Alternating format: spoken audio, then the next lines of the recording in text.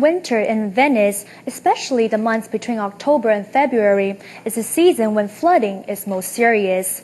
In early November 1966, Venice suffered its worst flood in living memory. Over 15,000 people were made homeless. The catastrophe provoked the biggest evacuation of Venice since World War II. Within a decade, nearly 30,000 people moved out. In today's edition of our series of reports from the City of Water, we take you to the fishing village of Pellestrina, which was the worst affected by the 1966 disaster. You need to take a passenger ferry from the main island of Venice to reach the farthest outlying island of Lido. Then a bus, which rides on another ferry, before, nearly 2 hours later, arriving in southern Venice, and the small fishing village with a population of 3,000 called Pellestrina. Residents on bicycles enjoy the sea breeze and the pleasant afternoon. Away from the crowds of tourists who flock to the main island, there is more living space in Pellestrina. The peace of the hot afternoon is disturbed by the arrival of Eye reporters from faraway Taiwan. Students just out of school are intrigued by the mysteries of the Orient. 52-year-old Vicenzina Vianello plays with her grandson without a care in the world. But when she recalls the time 40 years ago, even though she was younger than these students, the memories of the disaster still make her shudder. I remember at the time I was 9 years old. It was a terrifying day. I was very afraid. Thankfully, no one died.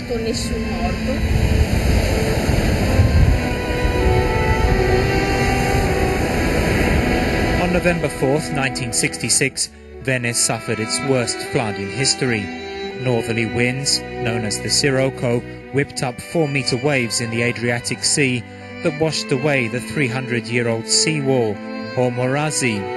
Roads to Pellestrina were cut off, and its 3,000 residents were evacuated. Mrs. Vianello clearly remembers what they had to go through to save the family. The adults carried the 4 of us out from the window to the floor above. At the time, my sister was 4, my brother 6. My father and mother stayed on the ground floor.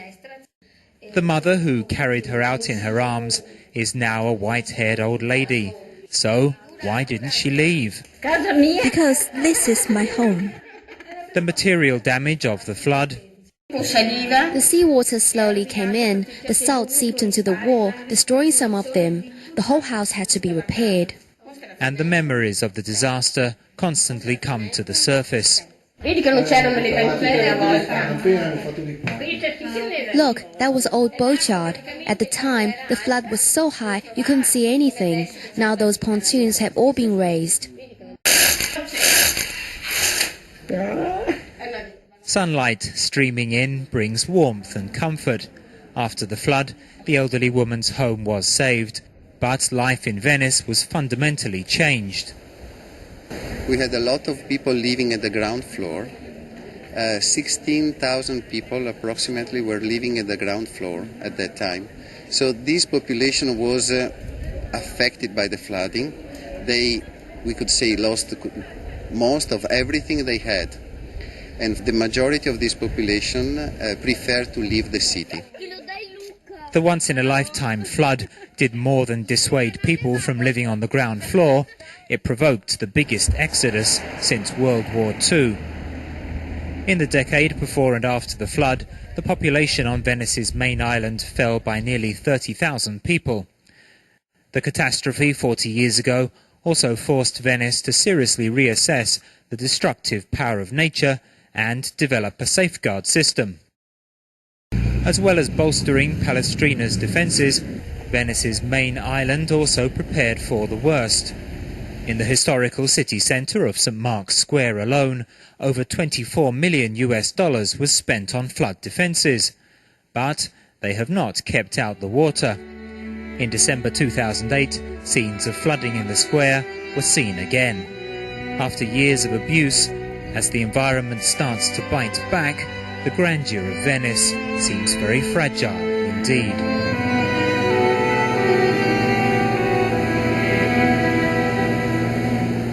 In 1966, Venice suffered its worst flood ever. To solve the problem of how to protect its historic city from the sea, a new project is underway. The Moses Project is an ambitious plan to build huge gates across the 3 inlets that link Venice to the Adriatic Sea. The barriers are hidden under the water, but will quickly rise to the surface when there is a flood warning. The Moses Project is scheduled to be completed in 2014, but is the $5.8 billion price tag worth it? Will it really safeguard Venice? And what is the environmental cost of the project? In the latest in our continuing series of reports from the City of Water, we go to Venice to find some answers. Before the Common Era, the Hebrew Bible tells the story of how Moses parted the Red Sea and led the Israelis out of Egypt, escaping the Pharaoh's army and marching off to the Promised Land. In the 21st century, Venice has applied the story of Moses parting the waves to its flood defense system.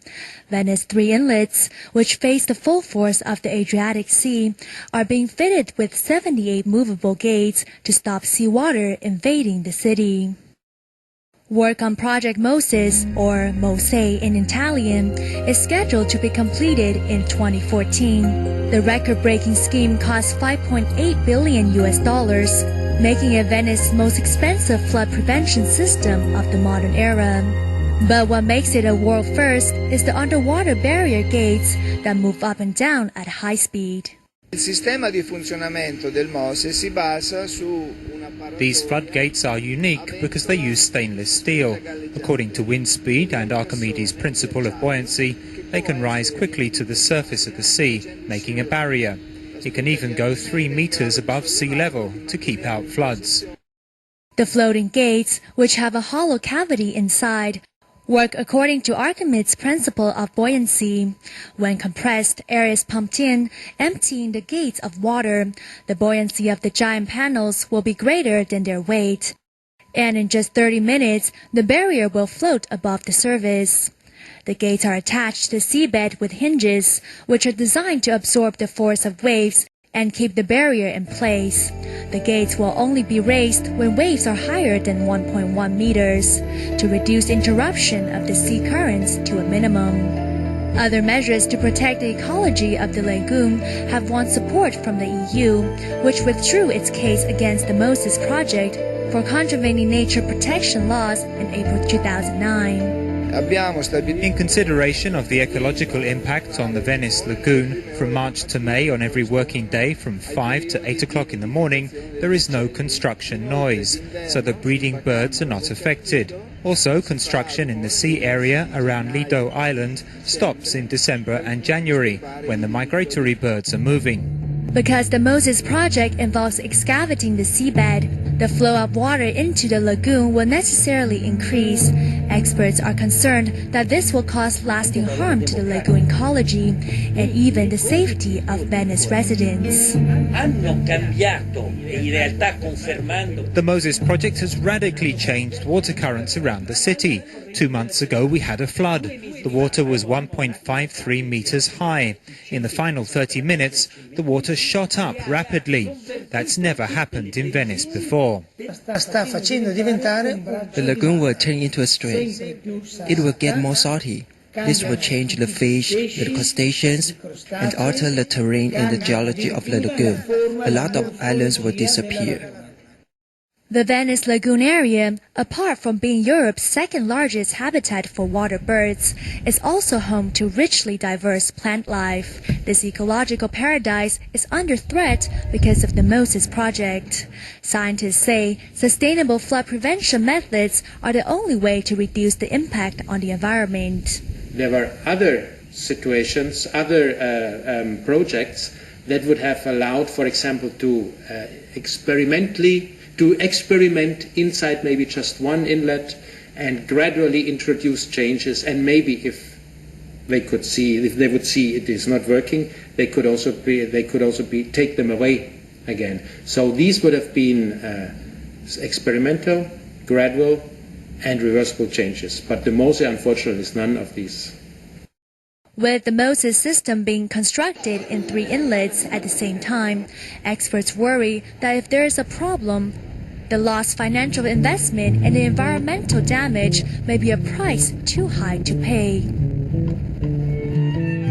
The symbol of Venice, St. Mark's winged lion, has its front paws on land and its rear paws in water, representing Venice's reliance on land and sea.